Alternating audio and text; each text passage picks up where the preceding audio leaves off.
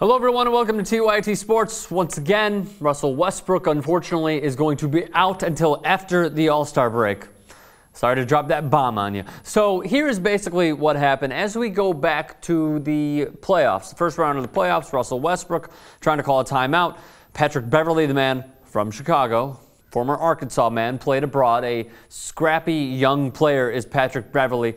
A guy that many teams would like to have for his defense, and not only that, his jump shot is greatly improving. From that time, in the first round of the playoffs, when Russell Westbrook tore his ACL right there has just been constant problems. He had surgery. He had another knee surgery. Now, Sam Presti, the president of the Oklahoma City Thunder, was on a conference call today and said that he had another surgery, arthroscopic knee surgery. The doctors in Los Angeles told Presti and the Oklahoma City Thunder and basically Russell Westbrook that Westbrook has a ton of swelling and that surgery is the right call. So he's going to miss about 7 or 8 weeks. Very, very tough to hear. He's going to miss about 25 games. Again, this is if all goes according to plan.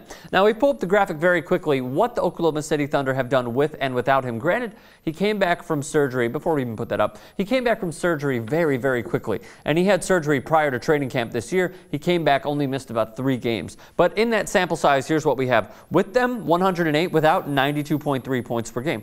With field goal percentage, 47.5, without 41.5.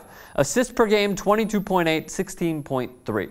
So you see, we all knew, okay, we all knew that Russell Westbrook made this tremendous impact, not only on the league, but on the Oklahoma City Thunder. And unfortunately, another great player goes down with injury, along with Derrick Rose, though Derrick Rose is obviously out for the entire season. Oklahoma City right now, 23-5. They trail the Blazers by a half game as we pull up that graphic very quickly.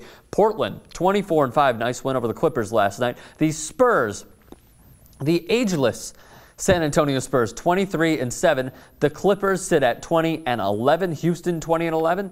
Phoenix, how about them? 17-10. The Warriors, 17-13. Dallas, 16-13. If the season ended today, obviously that would be the playoff picture. Who exactly is going to fill in for the Oklahoma City Thunder at point guard?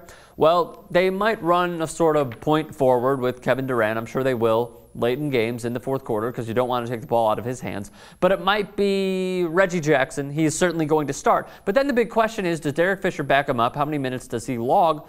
And can Jeremy Lamb sustain playing not necessarily a point guard role, but pick up the load? It's impossible for any of these players, any of these role players, to fill Russell Westbrook's shoes. It's impossible. The impact that he makes not only offensively but defensively. A 6'5" point guard who could score sometimes at will. His jump shot a little inconsistent. He was shooting 39% from the field. But just a guy that is such a tremendous player. Huge impact player for the Oklahoma City Thunder.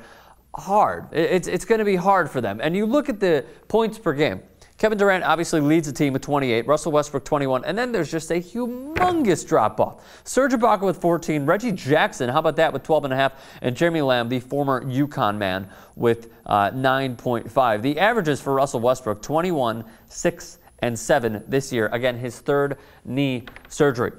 Here's the devil's advocate point that some might make. This is good for Kevin Durant. Why wouldn't this help him at all? Come on, out of anything, what it's going to show is how good of a player he is, and he's going to win the MVP award.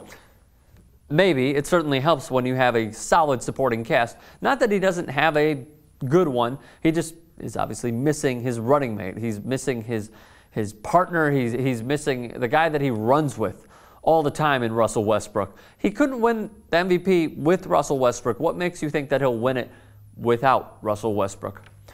What exactly does he have to do? Put up 30, 35 points per game? But then again, when he comes back, Russell Westbrook this is, and maybe Kevin Durant helps them out and gets them the 2 seed, which would be very surprising at this point because of the drop-off that they will have. I'm telling you, they will have it.